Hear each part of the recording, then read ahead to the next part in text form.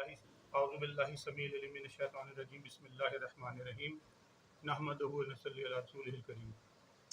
آج جو میں کچھ بات کرنا چاہتا ہوں، یہ گفتگو کرنا چاہتا ہوں کیونکہ ربیع الاول کا مہینہ ہے، بابرکت مہینہ اور اللہ کی رحمتوں کا مہینہ ہے یہ، تو اس حوالے سے ہی ربیع الاول ہی کے حوالے سے کچھ عرض کرنا چاہ رہا ہوں۔ اچھا، وہ کیا عرض کرنا چاہ رہا ہوں؟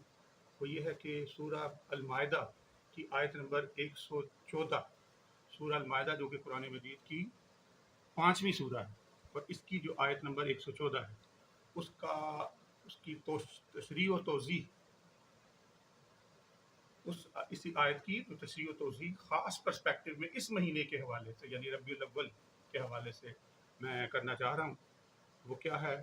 وہ یہ ہے کہ بسم اللہ الرحمن الرحیم، قال عیسیٰ ابن مریم اللہم ربنا انزل علینا مائدۃ من السماء تکون لنا عیدا لاولنا وآخرنا آیات منک وارزقنا وانت خیر الرازقین۔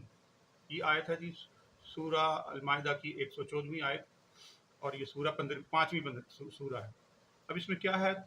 وہ یہ ہے کہ حضرت عیسیٰ علیہ السلام کے حوالے سے، کہ حضرت عیسیٰ علیہ السلام مخاطب ہیں اللہ کریم سے، اور وہ کیا عرض کر رہے ہیں اللہ کے حضور۔ عیسیٰ ابن مریم علیہ السلام نے عرض کیا، اے اللہ، اے ہمارے رب، اے ہمارے پروردگار، ہم پر آسمان سے کیا نازل فرما؟ ربنا انزل علینا مائدۃ من السماء، خوان نازل فرما ہم پر، مائدہ مطلب خوان نازل فرما۔ کون سا خوان؟ خوان نعمت نازل فرما دے، کہ اس کے اترنے کا دن، یعنی وہ کھانا جو خوان نعمت جو اترے گا آسمان سے، وہ جو دن ہے اس کے اترنے کا دن ہمارے لیے عید ہو جائے۔ وہ دن کیا بن جائے ہمارے لیے؟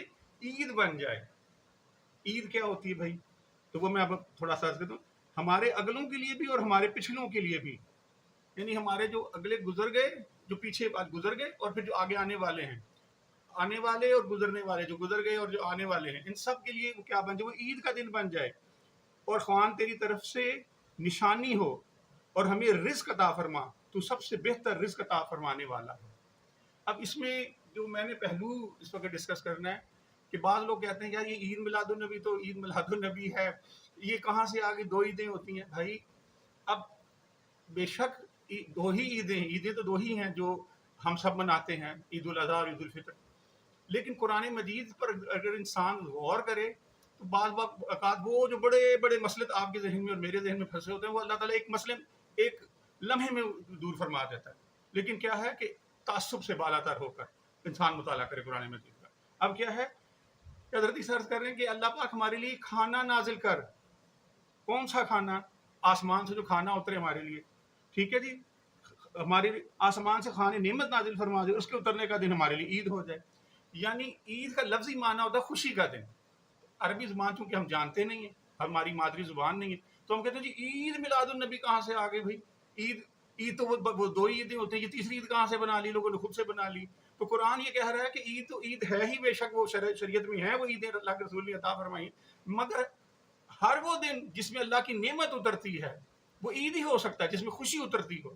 تو سوال یہ ہے کہ نبی کریم صلی اللہ علیہ وسلم کا ورود مسعود، نبی کریم صلی اللہ علیہ وسلم کی بعثت اس دنیا میں، اور رسول اللہ کی اس دنیا میں تشریف لانا، اس سے بڑھ کر بھی کوئی خوشی کا دن ہو سکتا ہے ہمارے لیے؟ بلکہ یہ تو جو عیدیں ملی ہیں ہمیں انہی کی تصدق سے ملی ہے صلی اللہ علیہ وآلہ وسلم۔ تو جس کو لوگ کہتے ہیں عید میلاد النبی نہ کہو، یہ عید تو دو ہی ہوتی ہیں۔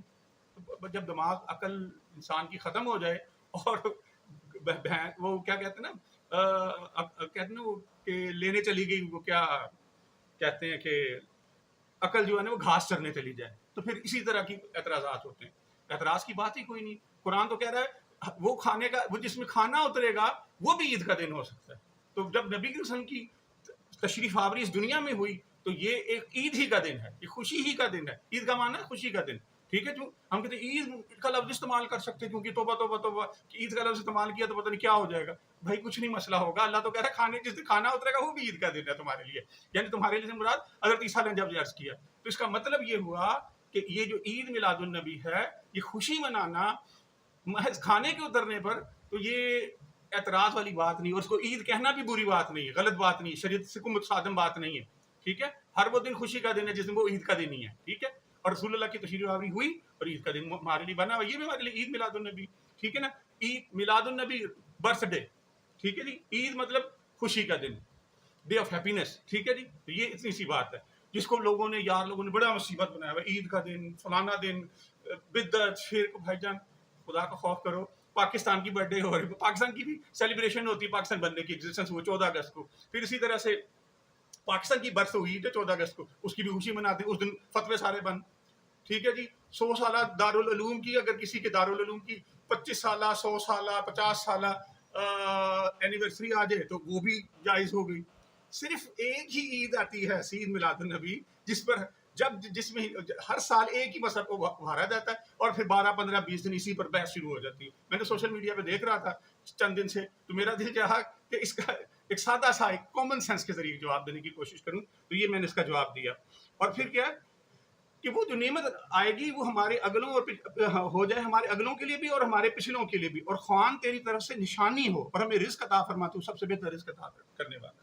یعنی صرف رزق اتارنے کی وجہ سے حضرت عیسیٰ نے کہا کہ یا اللہ تعالیٰ وہ جو عید کا دن بن جائے, تو ہمیں نبی کی رسم کے صدقے میں سب کچھ ملا, دین ملا, ایمان ملا, قیامت کو شفاعت نصیب ہوگی, جنت ملے گی, رحمت ملے گی, سب کچھ حضور کے صدقے سے ملے گا, ٹھیک ہے جی. تو ان کے دن پر جب آئے تو اعتراض شروع ہو جاتا ہے, ہر طرف سے بحث مباحثہ ہو, بدعت ہو گئی, شرک ہو گیا. بدعت کے حوالے سے میں کسی وقت پھر بات کروں گا, وہ ٹیکنیکل بحث ہے اور وہ لمبی بحث ہے, وہ انشاءاللہ کسی دن موقع مل گیا تو میں بتاؤں گا کہ بدعت ہوتی کیا, اور ہر شے بدعت نہیں ہوتی. آج ہر مسجد کے اندر آپ غور کیجئے گا, لاؤڈ سپیکر لگا ہوا ہے.